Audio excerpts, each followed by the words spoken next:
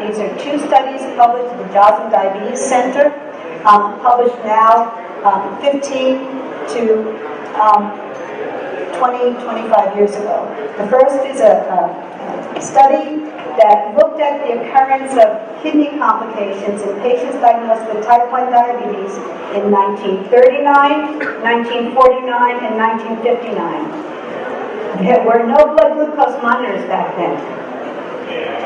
In fact, there was no A1C back then. At the Joslin Diabetes Center, you could get a random glucose check at the time you came to your clinic visit. And individuals who came to their clinic visits had miraculously a glucose measure at the time of that visit, and it was assessed in relation to their last meal. And what was determined was something called an index of hyperglycemia. The lower the index, the lower the blood glucose. You see, as the index of hyperglycemia rose, the incidence or the risk of diabetic kidney disease increased substantially.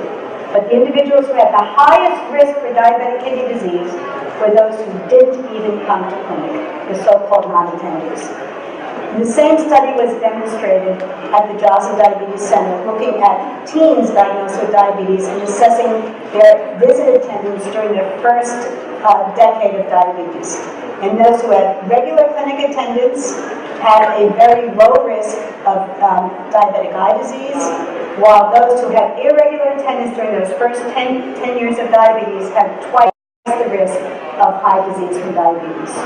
So those of you who are here with a short duration of diabetes, you've got to keep seeing your healthcare team. Those of you here with long duration diabetes, just keep seeing your healthcare team. You want to be there when these new advances come forward.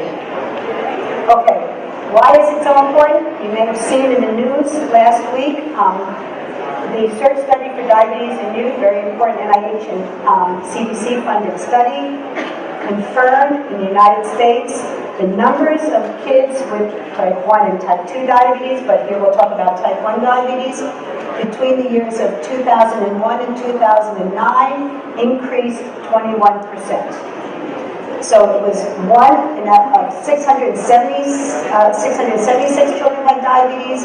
Now it's about 1 in 500 youth has type 1 diabetes in the United States. It's a significant and remarkable doubling, while we have to pay attention to what tools we have today.